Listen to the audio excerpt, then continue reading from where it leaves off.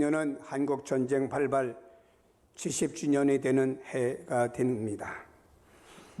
전쟁 이후에 이 땅은 폐허가 되었고 그 시대에 살았던 사람들은 매일 일용할 양식을 걱정하며 살아야 했습니다. 외국에서 들어온 구제품에 의해서 먹고 입고 하는데 도움을 얻기도 했습니다. 전쟁 이후에 유년 시절에 먹지 못하고 입지 못하고 성장기에 제대로 영양 섭취하지 못해서 발육에 문제가 있는 아이들도 많이 있었습니다. 젊은이들은 군복을 염색해서 입고 다니는 것이 최고의 외출복이 되기도 했었습니다. 제가 초등학교 다닐 때 학교에 가면은 두 가지를 주었습니다.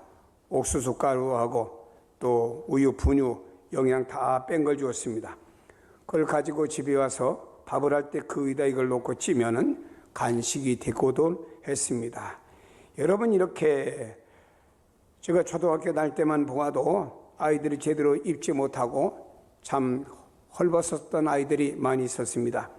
요즘에는 젊은이들이 멋을 내느라고 일부러 찢어진 이렇게 청바지도 입고 다니고 일부러 짧은 바지를 입고 다니지만 그때는 없어서 찢어진 거 입었고 없어서 짧은 거 입었던 시절이 있었습니다.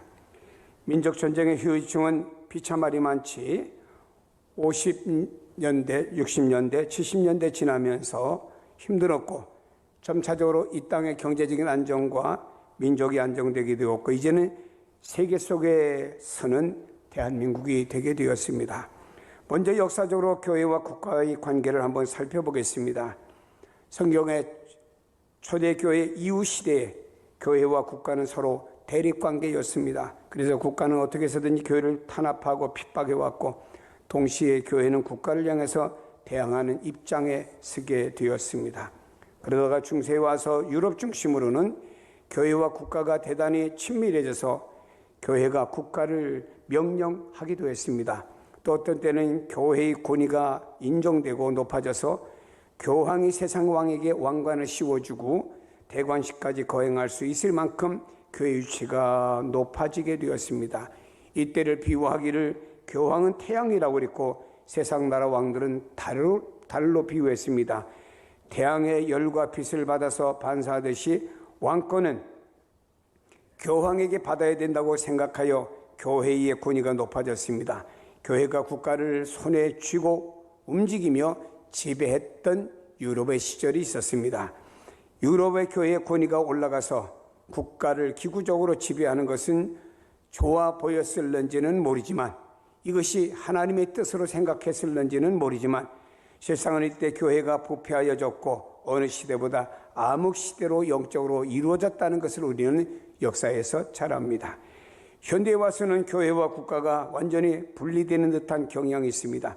그래서 교회는 세상 나라와 달라서 세상에 대해서 관심을 둘 바가 아니라고 생각해서 타계주의적이고 현실 도피주의적으로 나가려고는 교회가 있고 그리스도인들이 있습니다. 교회와 국가는 전혀 상관이 없다고 생각하며 또 반대로 사회복음을 주장하며 부패한 현실을 개혁해야 된다고 하면서 현실 참연히 하면서 교회와 국가의 관계를 대립시켜 놓은 교회와 그리스도인들도 찾아볼 수가 있습니다.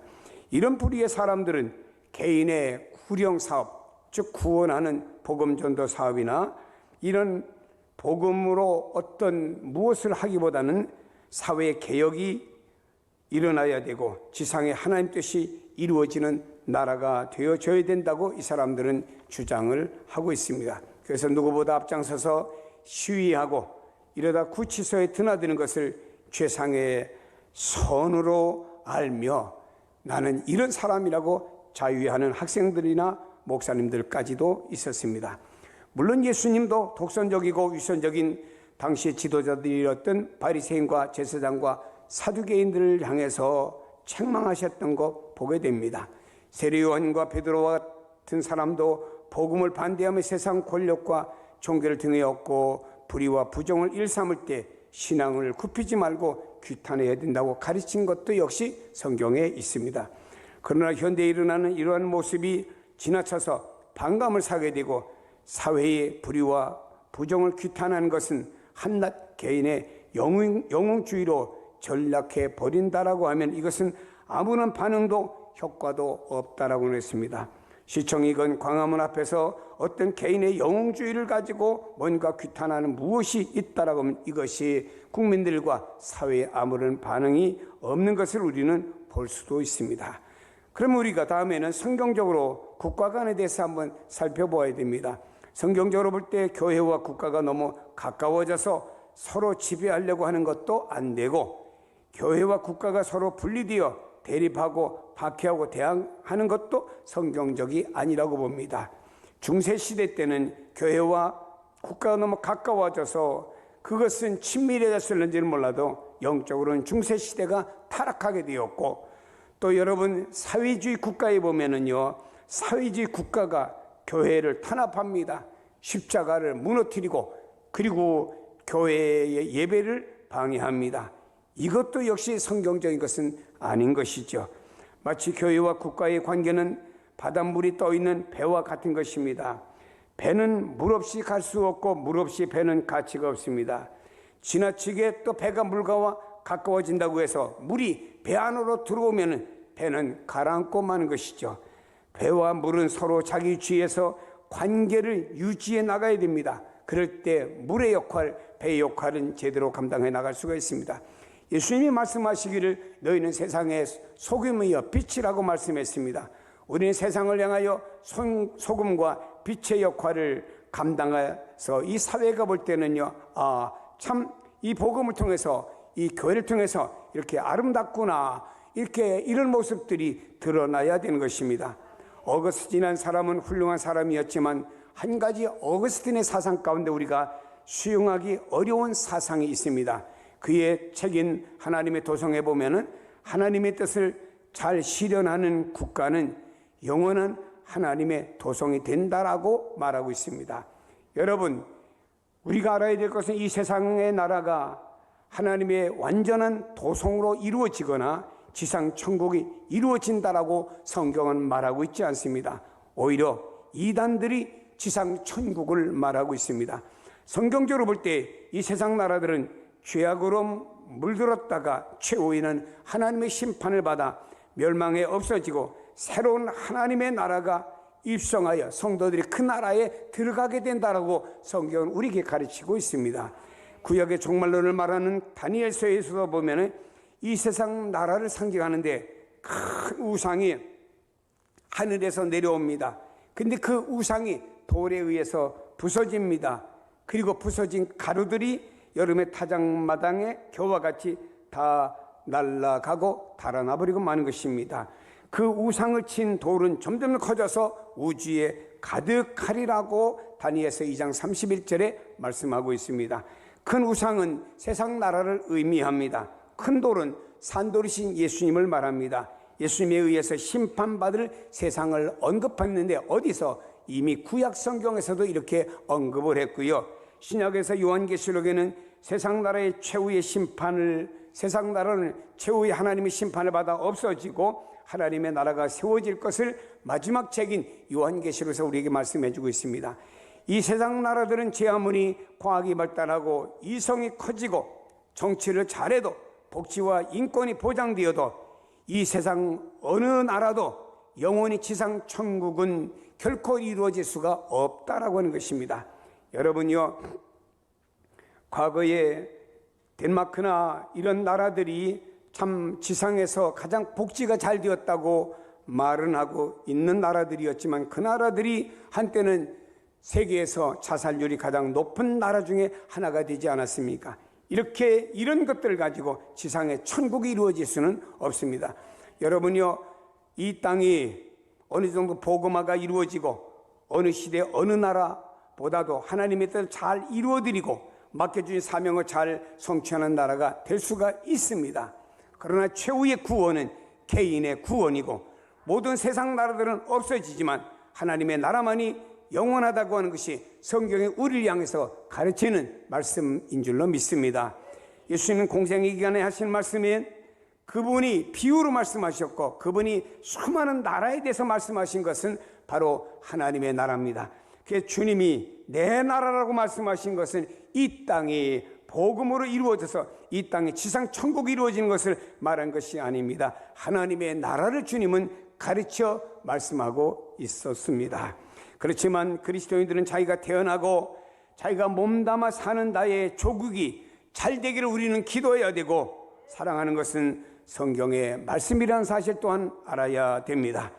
예수님께서도 바리새인들이 와서 세금을 내는 것이 옳으냐 그르냐 물었습니다. 그때 주님께서는 가이사의 것은 가이사에게, 하나님의 것은 하나님에게 바치라고 말씀했습니다. 주님도 말씀하셨습니다. 세상에 세금 낼 건 잘 내고 하나님 거 11조 낼 거는 하나님께 내고, 이렇게 너희들이 세상의 것이나 무시하지 말고 가이사의 것은 가이사에게 바치라고 하면서 주님이 세상을 무시한 것이 아니고 그 주님이 세상 나라를 인정하는 것을 보게 됩니다. 어떻게 보면 우리 그리스도인들은 이중 국적자입니다. 이중 시민권을 가지고 있죠.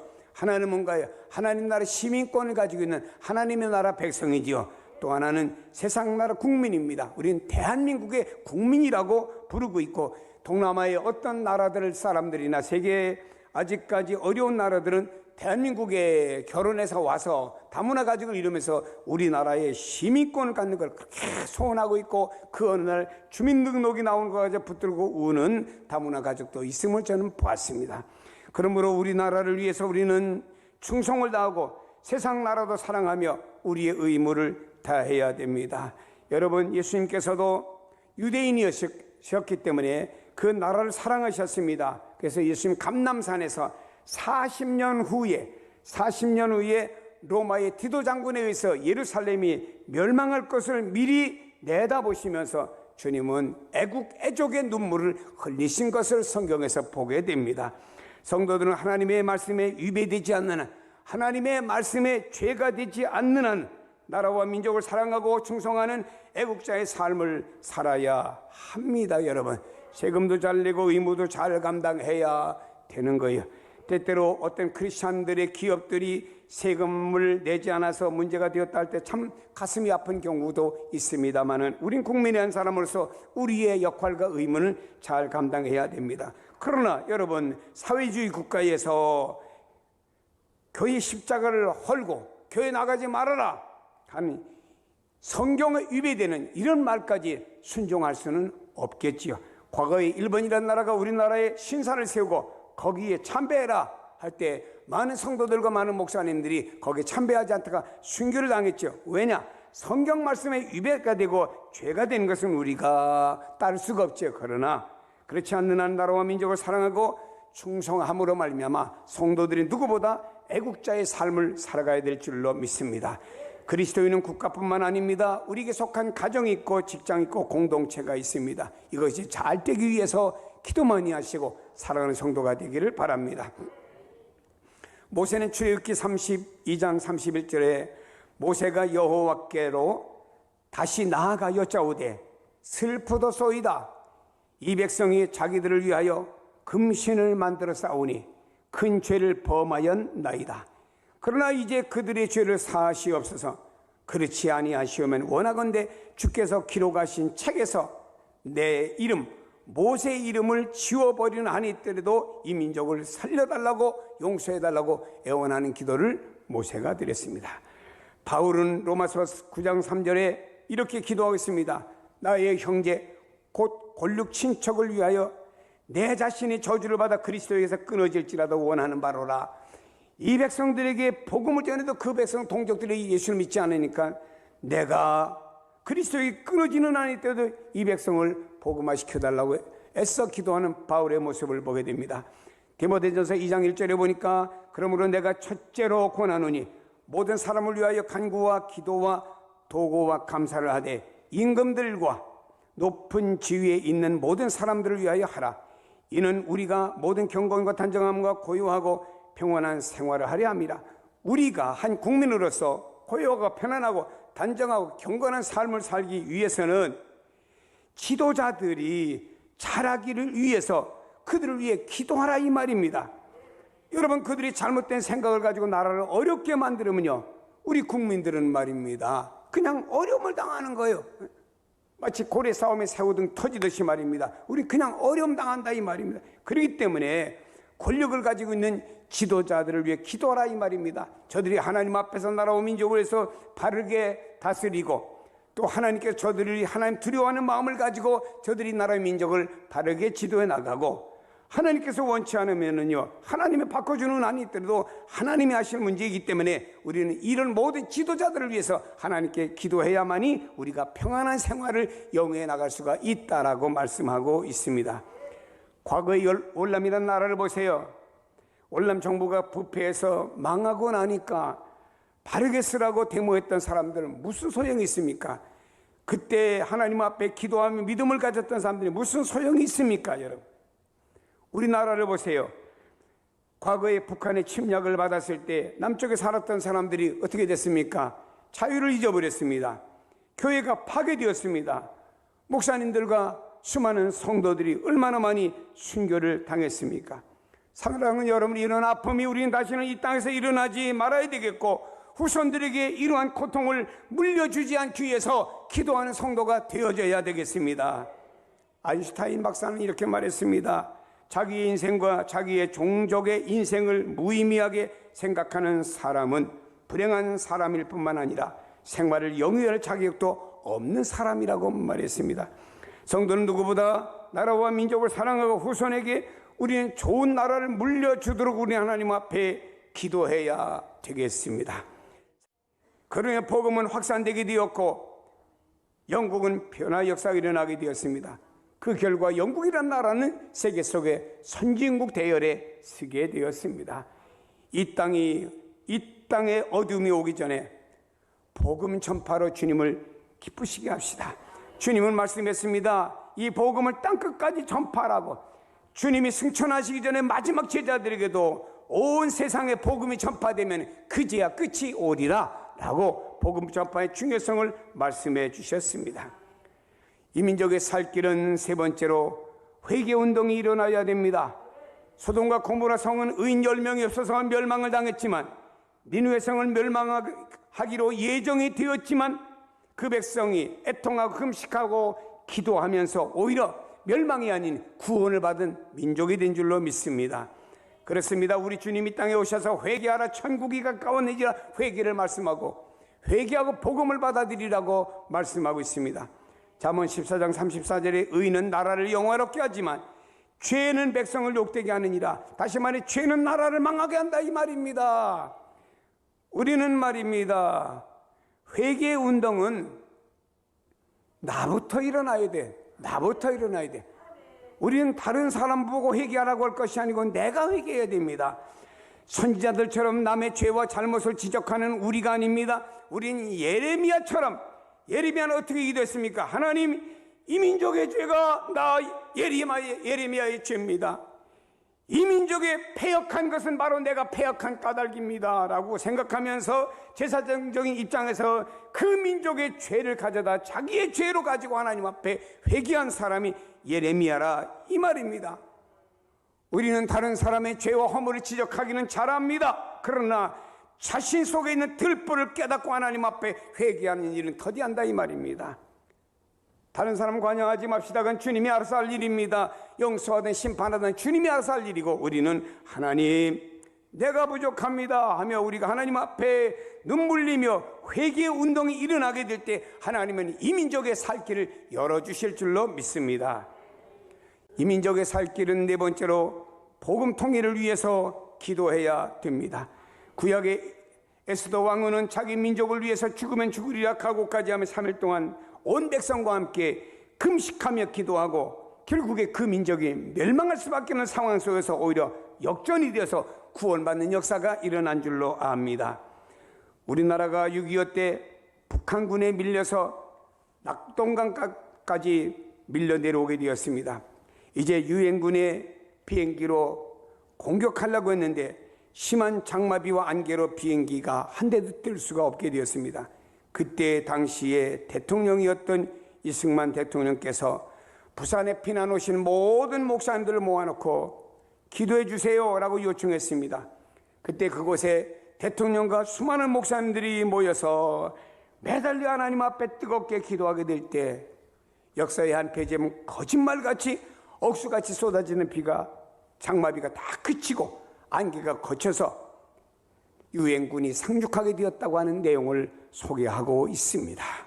사랑하는 여러분, 독일이 통일이 된 것은 그냥 된 것이 아닙니다. 서독의 기독교인들이 얼마나 기도 많이 했고, 동독교회를 통해서 서독의 교회들이 구제 활동을 많이 하면서 결국에 그것이 기폭제가 되어서 독일이라는 나라가 통일이 되게 되었습니다. 여러분, 우리는 이렇게 노래 부릅니다. 우리의 소원은 통일이라고 하는 노래를 부르고 있습니다. 여러분요, 어떻게 통일될 수가 있겠습니까? 우리는 이 민족이 복음 통일되도록 기도해야 됩니다. 생각해 보세요. 우리나라가 지금 북한의 이념을 따라갈 수도 없잖아요. 그렇다고 북한이 그 자기들의 이념을 버리고 이 남한의 자유주의 이념을 따라오겠습니까? 안 따라옵니다. 어떻게 이런 어떤 이념을 가지고 하나가 됩니까? 되지가 않습니다.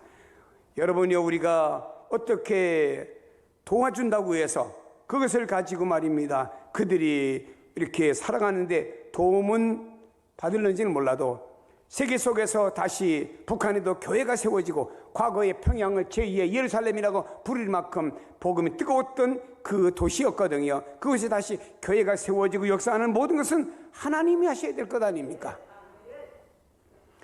우리나라가 힘 있는 어느 나라를 의지하거나 세상의 어떤 방법을 통해서 통일이 아닌, 우리는 기도를 통해서 복음 통일이 이 땅에 이루어져야 될 줄로 믿습니다. 여러분, 하나님 앞에 기도하시면 하나님이 어떻게 역사하면 어느 날 또 복음을 통해서 어떻게 하나님 통일시켜 줄는지 그건 누구도 모릅니다. 이를 위해서 기도해야 됩니다. 70년 동안 우리는 헤어져 살고 있습니다. 여러분, 지금도 남한에 사는 어떤 분들은 북녘 땅에 가족을 두고 있는 분도 있어요. 어떤 분들은 또 북녘 땅에 살지만 남한에 가족이 있는 분들도 있습니다. 서로가 만나지 못하고 우리가 이산가족 상봉 때 서로 참 부둥키 않고 우는 그들의 모습 속에서 우리는 저절로 눈물을 흘릴 때가 있지 않습니까? 이 민족이 다시는 동족 간의 아픔이나 상처나 전쟁이 있어서는 안 됩니다. 민족이 복음으로 통일이 되어져야 됩니다. 저도 6.25라고 하는 이것이 저희 가정에 상처를 주었지요. 왜냐?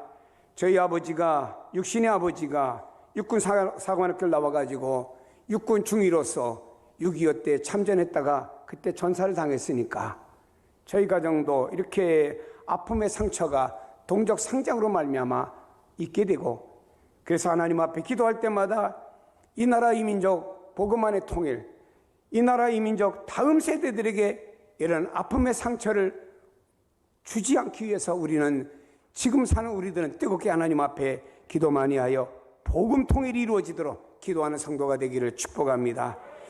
민족전쟁 70주년을 맞이하는 6월입니다. 그리스도인들이 가져야 될 국가 간 민족의 사는 길을 말씀을 통해 보았습니다. 이제 코로나로 어렵다고들 하지만 이제 우리나라 하나님 다시 복 주셔서 경제 축복이 이루어져야 되고 영적인 축복을 받아서 세계 속에 선교사를 파송하고 세계 속에 여러 가지 나눠줄 수 있는 나라가 되기 위해서 성도 여러분이요 기도하시기를 바랍니다. 말씀을 읽고 오늘 말씀을 마치겠습니다. 20절에 말씀합니다. 우리의 영혼이 여호와를 바라며 그는 우리의 도움과 방패시로다. 우리의 마음이 그를 즐거워하며 우리가 그의 성호를 의지하기 때문이로다. 여호와여, 여호와여, 우리가 주께 바라는 대로 주의 인자하심으로 우리에게 베푸소서. 우리가 주님께 바라보는 대로 주님께서 이 나라와 이 민족과 우리 가정에게 은혜를 베푸소서. 말씀이 이루어지기를 주의 이름으로 축복합니다.